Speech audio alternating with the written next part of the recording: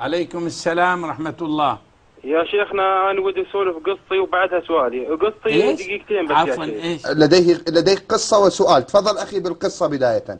يا شيخنا أنا كنت أتاجر بالمخدرات. كنت أتاجر بالمخدرات. كان يتاجر بالمخدرات، نعم. أيوة. وعندنا مصانع للحبوب، وتجينا المعدات صناعة إسرائيلية. وين بأي بلد أنت؟ من حمص. في وسط حمص ولا حول حمص؟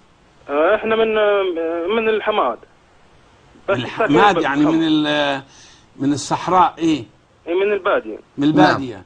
أيوة. والمعامل كانت. أنت ما هو سؤالك أنك تريد؟ ماذا سؤالك؟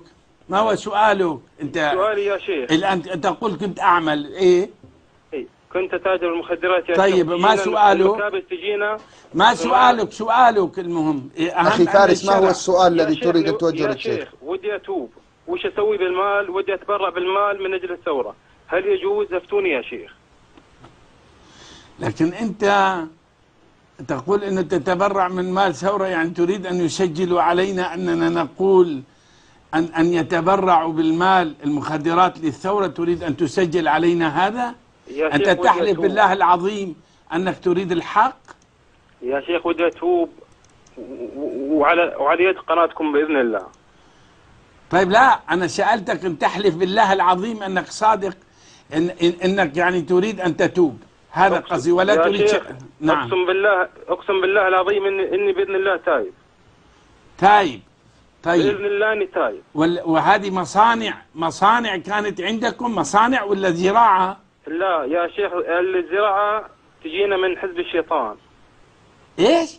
الزراعة الحشيش يجينا من حزب الشيطان، يدخلوها من الحدود وما تفتش. طيب عفوا أخي فارس، يعني وأين كان النظام حينما كنتم تتاجرون هذه المتاجرة وتهربونها بواسطة حزب الله؟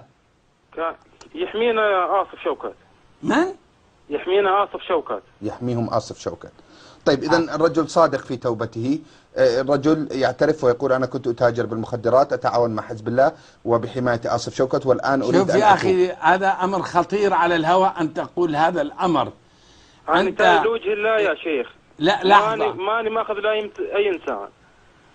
طيب اسمع، أنت إيش له علاقة حزب الله بهذا الموضوع؟ إيش له علاقة؟ يا شيخ يوم الحشيش يجينا من عند حزب الشيطان، إذا ودنا نجيبه لبلاد الحرمين، يقول يعطينا سعر غير السعر إذا لغير دولة. وإذا إيش أعيد؟ إذا كان الحشيش يجينا من حزب الشيطان، إذا نيتنا لبلاد الحرمين يعطونا نصف قيمته. يعني يعطيك خصم إذا كنت ستورد هذه المخدرات إلى بلاد الحرمين. وإذا طاحت الحدود يعطينا بدل عنها بقيمة الأولية. إذا مسكت على الحدود يعطينا حمل ثاني بالسعر اللي أعطينا إياه بأول مرة، يعني من غير ما ياخذ لنا بالحمل الثاني أي فلوس. وين كانت المصانع؟ المصانع كانت يا شيخ مزارع صبورة، وكان مزارع إيش؟ صبورة. وكنتوا ولا من الدول هذه الدول اللي كنتوا توردوا لها؟ الخليج بشكل عام، وخصوصا بلاد الحرمين. وكان عفوا ايش له علاقه؟ قلت لي شو اسمه آصف شوكت؟ هو يقول هو يحمينا يا شيخ من، يعني أنتم تعملون مع، دعنا نقولها بصراحة أكثر فارس، أنت تقول أنك تاجر مخدرات ومحمي من آصف شوكت وتعامل مع حزب الله، يعني جمعت المصايب كلها مع بعض، والآن ترغب في التوبة. تحلف. لحظة بإذن الله. اصبر أنا ما نريد هذا أمر أخي، لأن كان الشيخ الفاضل الدكتور عبد الرحمن دمشقي ذكر في كتبه وذكر في محاضراته أنه في مزارع شبعة وما بعرف وين بالبقاع وغيره، كان أن حزب الله كانوا يزرعوا الحشيش والمخدرات. أقول صدقا، هذا الرجل الشيخ عبد الرحمن معروف من أصدق الناس ومن يعني أوثقهم، لكن كانت في نفسي شيء من الريبة إنه معقول حزب الله يفعل هذا الأمر. أنا أريدك تقسم بالله العظيم، اصبر وإلا يصيبك أنت إذا بتكذب بحرف واحد تقول أقسم بالله العظيم على ما أقول بكل كلمة قلتها بإذن الله. شو قاعد ما أعد القسم أخي فارس. يا شيخنا أقسم نعم. بالله العظيم إني صادق بكل كلمة قلتها. والمواد كانت تجينا من الصين.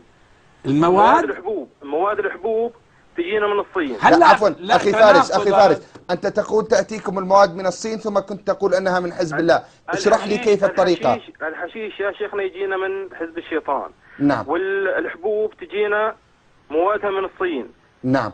والطبيب يجي محمي بطيارة خاصة من ألمانيا ونوبات يجينا من تركيا. الطبيب؟ وش دخل الطبيب؟ يعني قصدك لا يسمى طبيبا، يعني من يصنع الخلطات تقصد؟ اي يا شيخ. ايش؟ ويجي محمي بسيارات امن يا شيخ من المطار سيارات امن سورية طبعا. يجينا من المطار لمزار الصبورة، يظل 3-4 ايام ويمشي. طيب اخي فارس عفوا، اين تذهب الاموال بعد ذلك؟ من الشركاء معكم في هذا الامر؟ معانا آصف شوكت يا شيخ ياخذ النصف. طيب انت كعامل وش عرفك انه آصف شوكت معك؟ انت عامل. هو يتعامل معنا شخصيا يا شيخ. انت تعتبر عامل ام من رؤوس هذه العملية؟ لا يا شيخ من رؤوسها. طيب اذا الان انت اقسمت على ذلك؟ اقسم بالله العظيم اني كل كلمة قلتها باذن الله صادق فيها. طيب وتريد ان تتوب، ماذا من الممكن ان تفعل بهذه الاموال؟ المصانع شلون انتم شو سووا المصانع؟ يعني سووا حبوب المصانع ايش؟ مكابس يا شيخ. مكابس يعني مكابس تكبس حبوب. يعني تأخذون المادة الخام من الصين ومن حزب الله؟ من الصين، واللي يسوي الخلطات يجينا من ألمانيا ونوبات يجينا من تركيا. يعني لا نريد تفاصيل أكثر حتى لا نعلمهم. والمصانع من إيران؟ من إسرائيل. إيش؟ من إسرائيل يا شيخ، واللي يجيبها آصف شوكت. المصانع من إسرائيل؟ من إسرائيل يا شيخ. طيب إيش عرفك؟ مكتوب عليها يا شيخ. تحلف بالله العظيم؟ اقسم بالله العظيم يا شيخ، اقسم بالله العظيم اني صادق. واؤكد اخيرا اخي فارس، ما هي الشريحة الاولى المستهدفة من بضاعتكم؟ الى اين يعني اين تبيعون هذه البضاعة؟ الخليج وبالاخص بلاد الحرمين. وكنتوا تبيعوا بحمص وسوريا؟ لا يا شيخ بسوريا ما نبيع اي شيء. ممنوع يعني ولا كيف؟ لا احنا ولا السعر رخيص؟ الاسعار يقولون بالخليج واحيانا يا شيخ يخلطونها عظم. ايش؟ يخلطونها عظم. ما فهمت هذه. عظم يطحنوه ويخلطوه مع الحبوب. يعني مغشوشه علشان لا يسوي مشاكل دماغ. جيد، معناته الجماعه ناصحين، معناه جيد. ما دام المصنع اسرائيلي، اسرائيلي والمورد شيوعي من الصين والزارع من الروافض وتحت حماية العصابة السورية، والله خوش نظام، والله خوش حكم، خوش عصابة. طيب شيخ تفتي على الهواء أم نأخذ رقمه من الكنترول؟ لا خذ رقم. يا شيخ ودي أسولفك سوالف ودها يومين ما تخلص والله يا شيخ. طيب أنا أطلب من الإخوة في الكنترول أخذ رقم. عنده قصة ولا قصة؟ لديك شيء مهم أخي آخر أخي فارس؟ بس يا شيخ ودي تفتوني يا شيخ وش أسوي بالمال. طيب تعطي الرقم إن شاء الله للإخوة في الكنترول يتواصل معك. شكرا أخي فارس، وأسأل الله أن يقبل توبتك. دمرت يعني جمعت يسموه كان مثلث فضيلة الشيخ، مثلث الشيطان، لكن هذا جمع المسدس الشيطاني.